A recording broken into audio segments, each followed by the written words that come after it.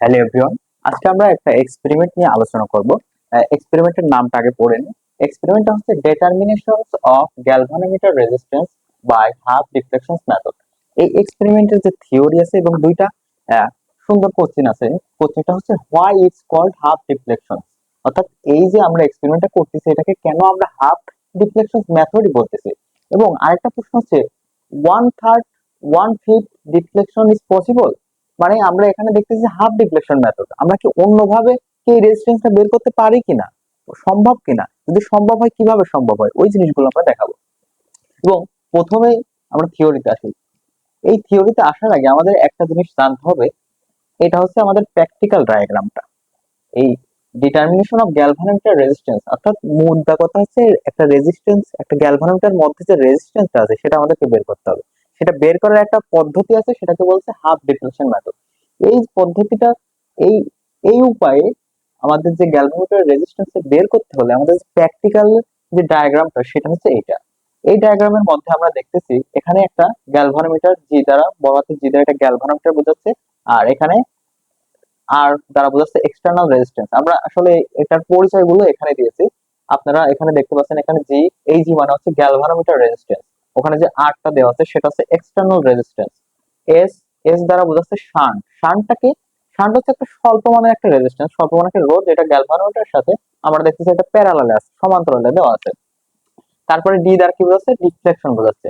Deflection কি, গ্যালভানোমিটারের মধ্যে হচ্ছে যে একটা কাটা আছে এরকম বিক্ষেপ দেয়, এটার মধ্যে যখন কারেন্ট যায় তখন এটা এই সামনে, আগে পিছনে এরকম সরে যায়। এই সরে যাওয়ার যে ব্যাপারটা এটাকে আসলে ডিফ্লেকশন বলা হয়। তারপর হচ্ছে কি হচ্ছে গ্যালভানোমিটার কনস্ট্যান্ট। যে গ্যালভানোমিটার আমরা ইউজ করব সেই গ্যালভানোমিটারের কনস্ট্যান্টটা ফিক্স থাকবে। তারপরে এখানে ভি, ভিটাকে এই যে এখানে আমরা দেখতেছি একটা সোর্স আছে, পটেনশিয়াল আছে, এটা হচ্ছে পটেনশিয়াল ডিফারেন্স। আইজি কি, আইজি হচ্ছে গ্যালভানোমিটারের মধ্যে যে দিয়ে যে কারেন্টটা যাবে সেটা আসলে আইজি দ্বারা রিপ্রেজেন্ট করতেছে। আর এই টোটাল জিনিসটার মধ্যে তখন এই প্র্যাকটিক্যালটা আমরা তখনই করতে পারবো যখন হচ্ছে এই যে শান্টটা হচ্ছে, shunt resistance is very small compare to the galvanometer resistance. গ্যালভানোমিটারের যে রেজিস্ট্যান্সটা আছে তার তুলনায় শান্টের যে রেজিস্ট্যান্স এটা অনেক কম হতে হবে, তখনই আমরা এই প্রসেসে করতে পারবো। আর এখানে কে যেটা দেওয়া আছে এটা আসলে একটা চাবি বোঝাচ্ছে। আচ্ছা, এটা হচ্ছে কমোটেটর বোঝায়, কমোটেটর এটা। এখন আমরা হচ্ছে দেখবো যে এটা তো একটা প্র্যাকটিক্যালের ডায়াগ্রাম। এই প্র্যাকটিক্যাল ডায়াগ্রামকে যদি আমরা একটু সিম্পলিফাই করি, আমরা কিভাবে এই এক্সপেরিমেন্টটা কাজ করে এইটা জিনিসটা যদি জানতে চাই, তাহলে আমরা এটাকে সিম্পলিফাই করে নিলাম। কি করে নিলাম, এটা গ্যালভানোমিটারের সাথে একটা এক্সটার্নাল রোধ আমরা এখানে প্যারালালে যুক্ত করলাম, সমান্তরালে যুক্ত করলাম সিরিজে, আর এটা প্যারালালে একটা শান্ট যুক্ত করেছি একটা সোর্স দিয়ে। আমরা একটা কমপ্লিট একটা, আমরা হচ্ছে একটা সার্কিট ড্র করলাম। এখন এই সার্কিট থেকে মূলত আমরা হচ্ছে ডিফ্লেকশনটা বের করবো, গ্যালভানোমিটারের যে রেজিস্ট্যান্স সেটা আমরা বের করবো। এখন এই প্রসেসটা কি রকম হয়, এই ডিটেক্ট করার সময় একটা প্রসেস আছে। প্রথম প্রসেসের প্রথম ধাপটা হচ্ছে এখানে যে এক্সটার্নাল রেজিস্ট্যান্স যেটা আছে, এক্সটার্নাল রেজিস্ট্যান্স আমরা দেখতেছি। এই এক্সটার্নাল রেজিস্ট্যান্স যদি আমরা ফার্স্টে জিরো ধরে নিই, তার মানে আর সমান জি, জিরো।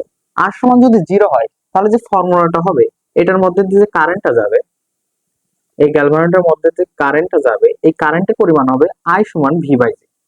অর্থাৎ গ্যালভানোমিটারের রেজিস্ট্যান্সটা শূন্য, তাহলে যে ফর্মুলাটা হবে আই জি সমান হবে ভি বাই জি। এখন আমরা আর একটা জিনিস এখানে জানবো, আই জি সমান ভি বাই জি, মানে ভি বাই আর আমরা জানি নরমালি। এখানে যে রেজিস্ট্যান্স, ওই রেজিস্ট্যান্স তো আর দ্বারা রিপ্রেজেন্ট করে, কিন্তু এখানে গ্যালভানোমিটার রেজিস্ট্যান্সকে আমরা জি দ্বারা রিপ্রেজেন্ট করতেছি। এবং এটা আরেকটা ফর্মুলা, এই কারেন্ট বের করার আরেকটা উপায় হচ্ছে এই যে গ্যালভানোমিটার কনস্ট্যান্ট আছে, কনস্ট্যান্টের সাথে যে ডিফ্লেকশনটা হবে, এই কারেন্ট যাওয়ার ফলে যে ডিফ্লেকশন হয় ওইটার যে প্রোডাক্টটাও হবে এই কারেন্টের সময়। এটা আমরা ফর্মুলা আকারে মনে রাখতে পারি। এটা আমাদের প্রথম ফর্মুলা। যখন হচ্ছে রেজিস্ট্যান্সটা জিরো তখন আসলে এই সমীকরণটা আমরা পেয়েছি। এখন সেকেন্ডলি আমরা কি করলাম, এখানে যে প্রথমে একটা জিরো ধরেছিলাম, কিন্তু জিরো ধরার পরে আমরা এখানে যে রেজিস্ট্যান্স, এখানে এক্সটার্নাল রেজিস্ট্যান্স দেব। কি দেবো, রেজিস্ট্যান্সটা আমরা আস্তে আস্তে বাড়াতে পারি। এখন কত পর্যন্ত বাড়াবো, যেহেতু এটা হাফ ডিফ্লেকশন মেথড, অবশ্যই এটা একটা প্রক্রিয়া আছে। কি প্রক্রিয়া আছে, এই যে ডিফ্লেকশনটা আছে, আমরা ইনিশিয়ালি যখন জিরো থাকবে তখন একটা ডিফ্লেকশন পাবো, সেটা হচ্ছে ডি। এই ডিফ্লেকশন যখন পাবো, ধরলাম সাপোজ এখানে ডিফ্লেকশন পেলাম আমরা 30। ওকে, এখন আমরা এক্সটার্নাল রেজিস্ট্যান্স দিব, মনে করেন প্রথমে 10 দিলাম, তারপরে 15 দিলাম, 20 দিলাম, 30 দিলাম, 40 দিলাম, 60 দিলাম। এখন দেখা যাচ্ছে এই এক্সটার্নাল রেজিস্ট্যান্সটা যখন আমি 60 দিছি তখন আমার যে ডিফ্লেকশনটা সেটা এই যে আগে যে 30টা আইছিল এটার অর্ধেক হয়ে গেছে, অর্থাৎ 15 হয়ে গেছে। এখন দেখেন বিষয়টা কি হলো, যখন আমি ইনিশিয়ালি এইটার মধ্যে রেজিস্ট্যান্সটা 0 দিয়েছিলাম তখন হচ্ছে আমার একটা বিক্ষেপ আইছিল, ডিফ্লেকশন আইছিল সেটা 30। তারপরে আমি ইনিশিয়ালি কি করতেছি, এক্সটার্নাল রেজিস্ট্যান্সটা বাড়াচ্ছি, এট দ্য টাইম রেগুলেটর দিয়ে বাড়াচ্ছি, বাড়ানোর থ্রুতে একটা মেইন পয়েন্ট একটা সময় দেখা যাবে যে এই যে আগে যে ডিফ্লেকশনটা পাইছিলাম ওইটার অর্ধেকে পেয়ে গেছি একটা নির্দিষ্ট রেজিস্ট্যান্সের সময়। একটা নির্দিষ্ট রেজিস্ট্যান্সে, যে রেজিস্ট্যান্সে আমার ডিফ্লেকশনটা অর্ধেক হয়ে যাচ্ছে, হাফ ডিফ্লেকশন মেথডে ওই রেজিস্ট্যান্স টাইকে গ্যালভানোমিটার রেজিস্ট্যান্স বলতেছে।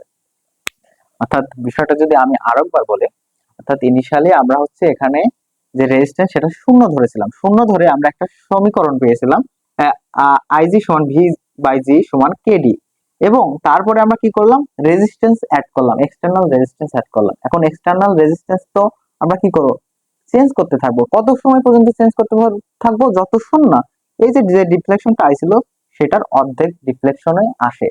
ডিফ্লেকশন আসবে যত রেজিস্ট্যান্সে, সেই রেজিস্ট্যান্সটাই মূলত হবে আমাদের গ্যালভানোমিটারের রেজিস্ট্যান্স। এখন এই জিনিসটা যদি আমি আরেকটু সুন্দর করে এখানে দেখাই, দেখেন এখানে আমাদের ইনিশিয়াল ডিফ্লেকশন ছিল ডি, এখন আমরা এই ডিফ্লেকশনটা নিব d/2, ওকে, d/2। এখন এই d/2 যদি এই সমীকরণে বসাই তাহলে দেখেন তো কি হবে, V by G plus R equal to K into d/2। এটা যদি আরো একটু ক্যালকুলেশন করি, V by G plus R equal to, এখন দেখেন প্রথম যে সমীকরণ এখানে কেডির মান দেওয়া আছে, কেডির মান কত, ভি বাই জি। তাহলে এটা যদি আমরা বসাই, কেডি সমান হচ্ছে ভি বাই জি, সাথে কি আছে, হাফ গুণ আছে, ওকে। এখন এখন হচ্ছে আমরা এই সমীকরণ আর এই সমীকরণ নিয়ে যদি কাজ করি, আচ্ছা এটা আমরা এখন মুছে দিই।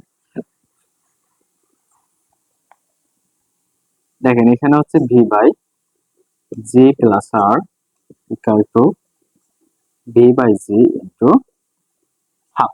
দেখেন এই ভি এই ভি কাটা, তাহলে এই পাশে আমরা যদি আর আর গুণ করি তাহলে এখানে পাচ্ছি আমরা 2g equal to G plus R.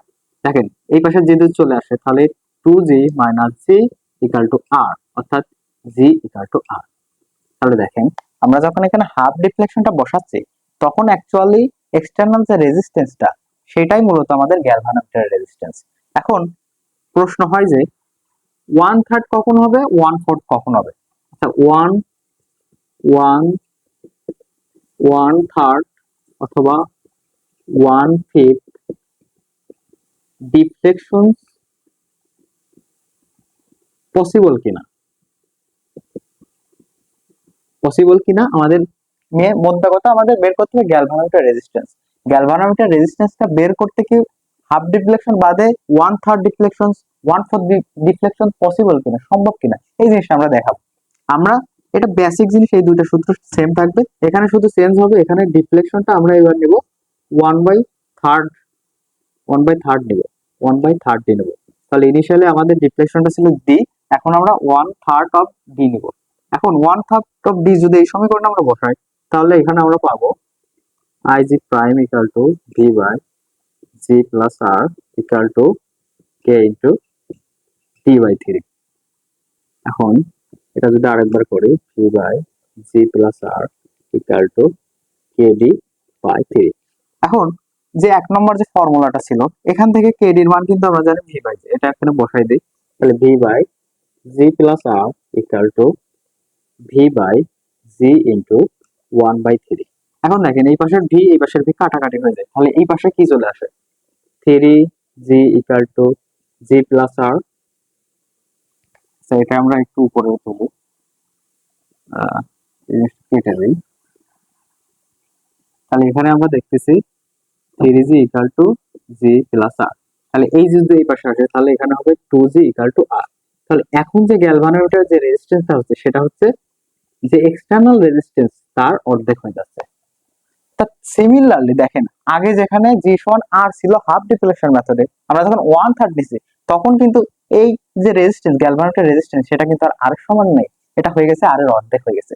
Similarly আমরা যদি 150 নিই, 1/5 নিই, তাহলে কি হবে এখানে ডি প্রাইম যদি d/5 নিই, তাহলে আমাদের হবে v/g+r equal to k into d/5 v/g+r equal to v/g into 1/5। দেখেন ভিভি কাটা, তাহলে এখানে আবার হবে 5g ইকুয়াল টু g+r, অর্থাৎ এই যে পাশে আছে, তাহলে এখানে হবে 4g ইকুয়াল টু r, তাহলে এখানে g হবে r/4।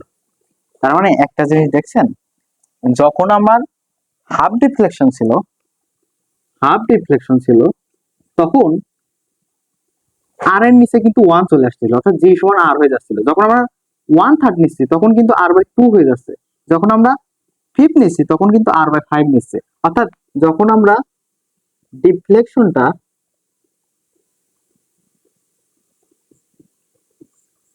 1/n তম করব, তখন যে জিনিসটা আমাদের আসবে, জি সমান হবে তখন r/n-1। অর্থাৎ আমরা যত যত 1/3 1/4 অর্থাৎ নিচে যে সংখ্যাটা থাকবে তার থেকে 1 কমে যাবে, সেটা সমান হবে এটা। তাহলে আমরা কিন্তু ইজিলি এটা বুঝতে পারলাম যে হাফ ডিফ্লেকশন মেথড কি, এবং 1/3 1/5 ডিফ্লেকশনের মাধ্যমে গ্যালভানোমিটার রেজিস্ট্যান্সটা আসলে বের করা যায়। এটা আমরা আসলে সুন্দরভাবে বুঝতে পেরেছি। আশা করি আমরা সকলে বুঝতে পেরেছি, এবং কারো কোনো বিষয়ে যদি প্রশ্ন থাকে আপনারা আসলে বলতে পারেন কমেন্ট সেকশনে। আশা করি সবাই বুঝেছেন। স্যার ধন্যবাদ, এখানে